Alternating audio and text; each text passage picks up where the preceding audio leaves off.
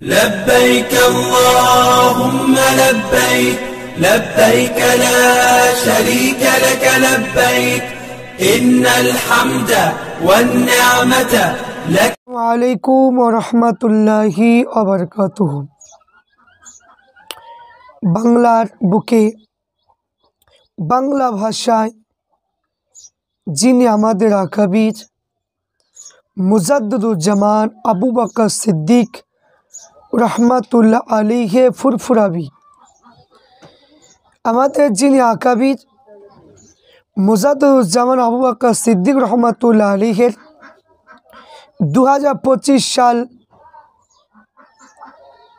21, 22, 23 ইসলে সওয়াব ফুরফুরা দরবার শরীফে হবে।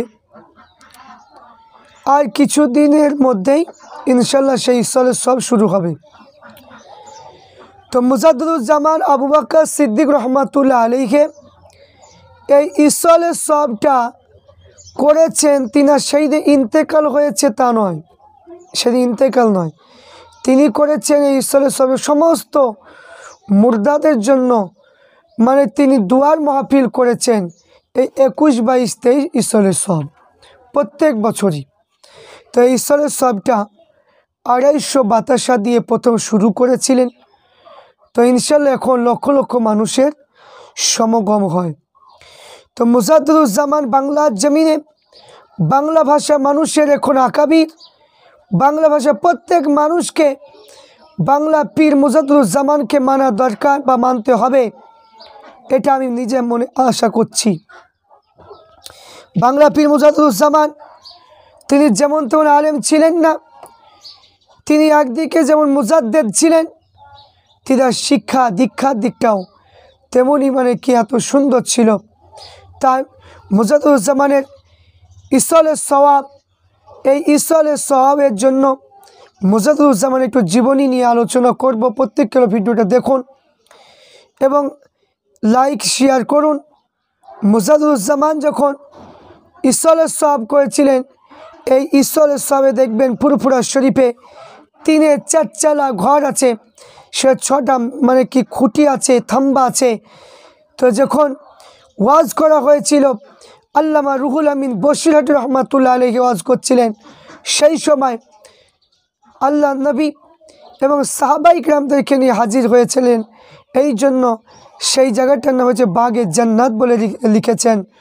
তো এখানে অনেকে সেটা বিশ্বাস করতে চায় না, যারা মারিফত মানে না, যারা শরীয়ত নিয়ে, যারা মানে কি শুধু শরীয়তের শিক্ষা নিয়ে ফিতনা ছড়াচ্ছে, এরা বাতিল তাসাউফ শিক্ষার দিকটা যারা মানতে চায় না, তাদের মনে মানে কি তারা তো মানতে চাইবেই না। কে মানলো না মানলো দেখে লাভ নেই আমাদের। আল্লাহ রসুল এসেছিল সাহাবাই কিরামদেরকে নিয়ে ফুরফুরা শরীফে, এটা আমাদের বিশ্বাস। তো আসুন ফুরফুরা শরীফে পীর মুজাদ্দিদুজ্জামান আবু বকর সিদ্দিক রহমাতুল্লাহ আলাইহি, তিনার জন্ম হলো 1263 বাংলা হিজরিতে, বাংলা হলো 1252 সাল তিনি জন্মগ্রহণ করেন ফুরফুরা শরীফে। পিতার নাম হলো হাজি মুক্তাদির সাহেব এবং মাতার নাম হলো মোহাব্বতুন্নেসা। মুজাদ্দিদুজ্জামান আবু বকর সিদ্দিক রহমাতুল্লাহ আলাইহি তিনার বাল্যকাল থেকে 9 মাস বয়সে তিনি তিনার আব্বাজানকে হারিয়েছেন এবং ইংরেজি পড়া তিনি উদ্ধৃত ছিল। গাইবে আওয়াজ থেকে আসে যে আবু বকর সিদ্দিক রহমাতুল্লাহ আলাইহি ইংরেজি পড়া চলবে না, তাই বারবার স্বপ্নের মাধ্যমে দেখার কারণে মুজাদ্দিদুজ্জামান ইংরেজি পড়া ত্যাগ করে দিয়েছিলেন। কারণ যিনি মুজাদ্দিদ হবেন তিনি ইংরেজি পড়া চলবে না, তাকে হাদিস কোরআন ফিকহ মান্তিকের কিতাবগুলো পড়তে হবে। এই জন্য তিনি মাদ্রাসায় পড়াশোনা করেছিলেন।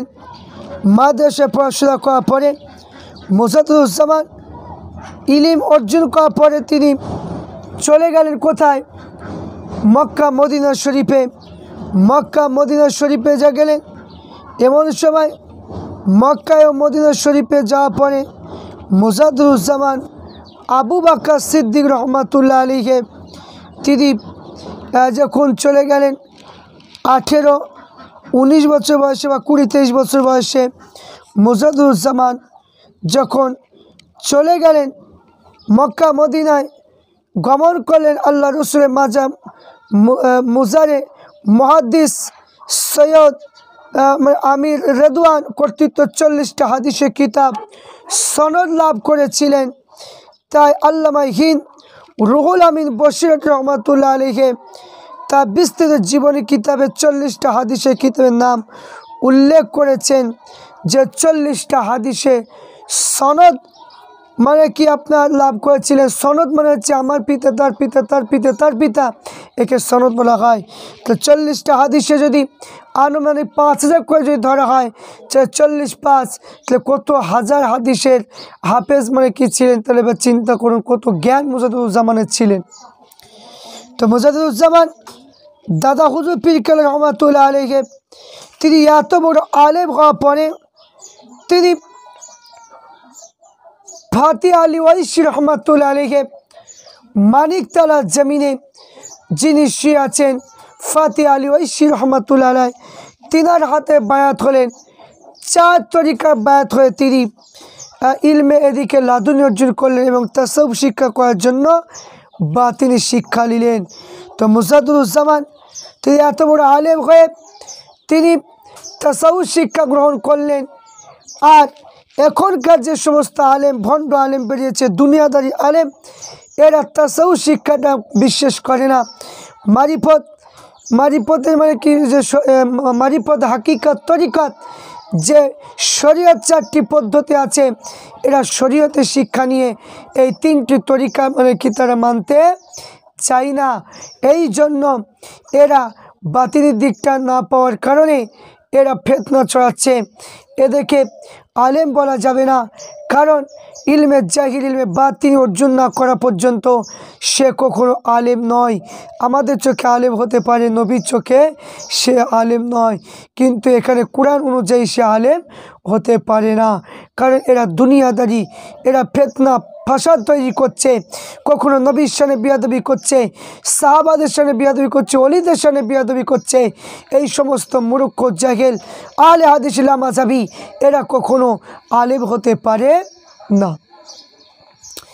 এই জন্য মুজাদুজ্জামান আলে হাদিসদের বিপক্ষে কিতাব লিখেছেন, বাহাজের কিতাব মানে কি লিখেছেন। তাই মুজাদুজ্জামান তাদের হাত থেকে বাঁচানোর জন্য 2000 কিলো কম বেশি কিতাব লিখেছে এবং তিনার খলিফারা সেই কিতাবগুলো লিখে লিখে ছাপিয়েছে মুজাদুজ্জামানের অনুমতি নিয়ে।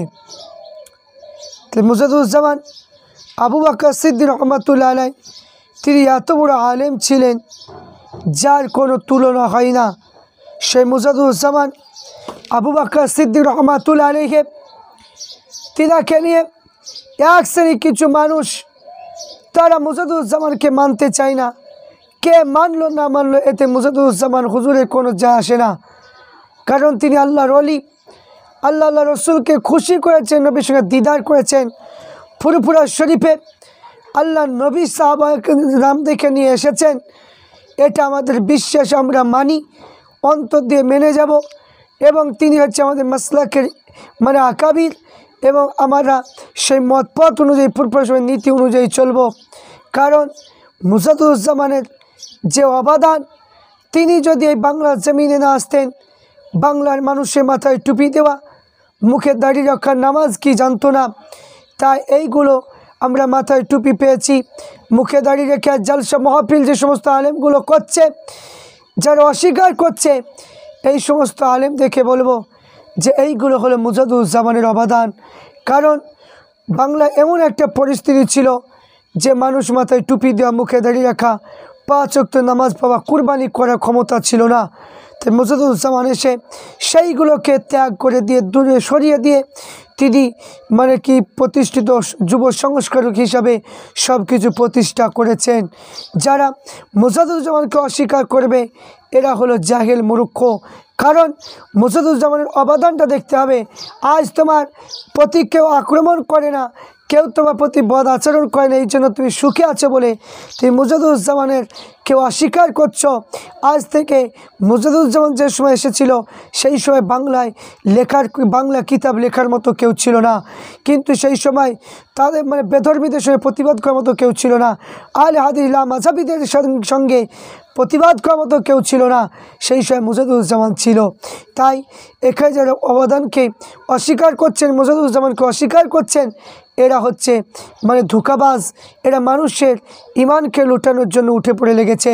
তাই প্রত্যেককে অনুরোধ করব, সামনে আসছে 21, 22, 23 সালের সওয়াব, এই ঈশ্বরের সওয়াবে আপনারা প্রত্যেকে আসবেন এবং ফুরফুরা শরীফে মুজাদুজ্জামান পীর কেবলা রহমাতুল্লাহ ঈশ্বরের সওয়াবে প্রত্যেকে যাবেন এবং সেখানে গিয়ে আমার দাদা পীরের রুহানি ফায়েজ কি পাওয়া যায় এবং সমস্ত অলিদের মাজার জিয়ারত করবেন এবং আল্লাহর অলি মুজাদুজ্জামানের যে সমস্ত আওলাদগণ রয়েছে ইনশাল্লাহ তাদের কি খিদমত, তাদের যা ভালোবাসা আমরা যাই, আমরা দেখি লক্ষ লক্ষ মানুষের খাবার দেওয়া কোনো ত্রুটি রাখে না।